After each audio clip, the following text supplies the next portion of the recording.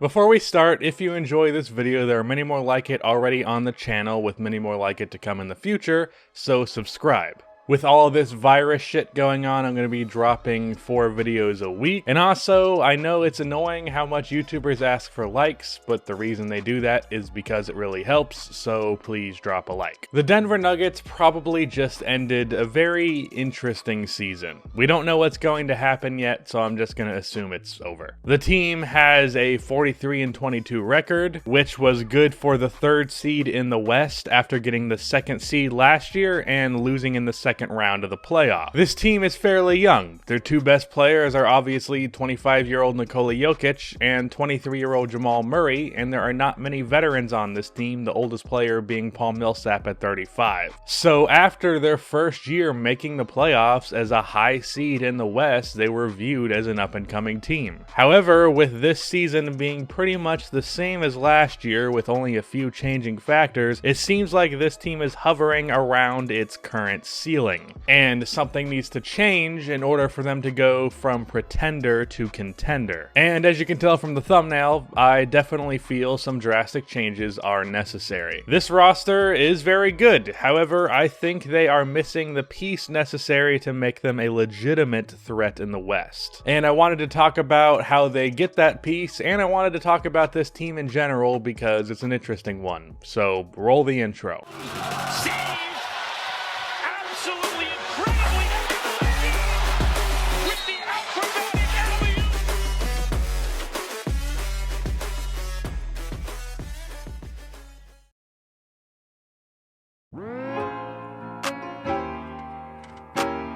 Now first, I want to talk about the season that the Nuggets just finished, I guess. We're just going to be operating like this season is over, because we don't know that it isn't. The Nuggets had a weird start to the season, which prompted me to make a video on why the Nuggets were weird. The reason I call them weird is because to open the year, they were the #1 defense in the NBA and a middle-of-the-pack offense. Which made little sense, being that last year, the Nuggets were one of the best offenses in the NBA while being a middle-of-the-pack defense, so for some reason, it was flipped despite minimal personnel changes. They added Jeremy Grant, who is a very good defensive player, but not good enough to make them the best defense in the league after being average. In my video on this topic, I said one of 3 things would happen. Either A, they would go back to normal, switch back to a top offense, middle of the pack defense, B, they would stay the same, top defense, middle offense, or C, they would maintain that defense and pick it back up on the offensive end, making them a legit contender, because that would make them the best defense and a top 3 offense, which is what the Milwaukee Bucks currently are. Now, my prediction was that A would happen, and things would flip back to normal, and this pissed off a lot of Nuggets fans, because they thought they would be getting C, great defense and great offense, making them a legit contender. And these Nuggets fans accused me of not watching games, even though I did. It feels weird to say that, because Jokic's passing is really basketball as one of its purest forms. Inject that shit straight into my veins. But anyways, Denver had a bit of an identity crisis to open the year, but they flipped it back to normal. But I think with proper changes, they can have a great defense on top of their great offense. First of all, in terms of actually winning games, I think the Nuggets made the right decision by choosing Gary Harris over Malik Beasley. And this is coming from the biggest Malik Beasley stan out there. Malik was good for a team like the Timberwolves that really needed his extra offense, but this Nuggets team didn't need the boost. Now, I understand you can never have too much offense. Look at the thumbnail, I'm fully aware of that. However, it's important to strike a proper balance. You can't lean too far in one direction or the other. If you do that, you either become the 2020 Houston Rockets or the 2014 Chicago Bulls. Gary Harris has been awful on the offensive end of the court this year. After averaging 18 points per game on 49, 40, 83 shooting splits just 2 years ago, he is now shooting 42, 33, 82 and averaging 10 points per game. However,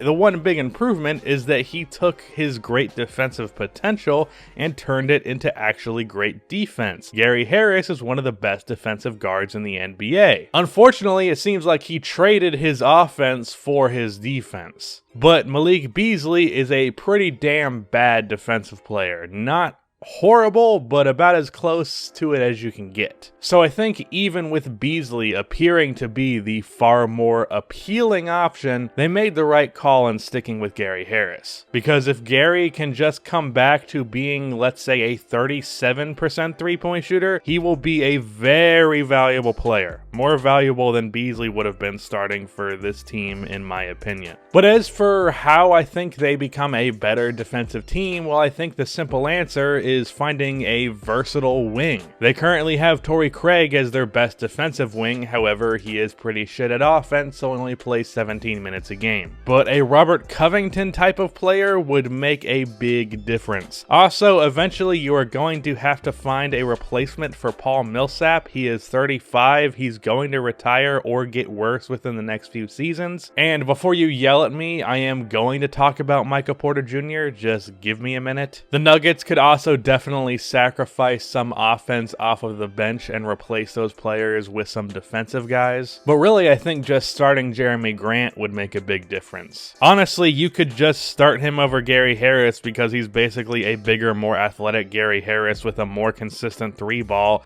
He's shooting 40% from three on 3.5 attempts over the last 2 years. He can play 2 through, even 5 sometimes, so even if you don't start him, he should be playing more minutes. Grant is seriously one of the most underrated players in the NBA. He should be getting 32 plus minutes on this team, not 25. Now let's talk about Michael Porter Jr. He needs to start. I don't know what else to say.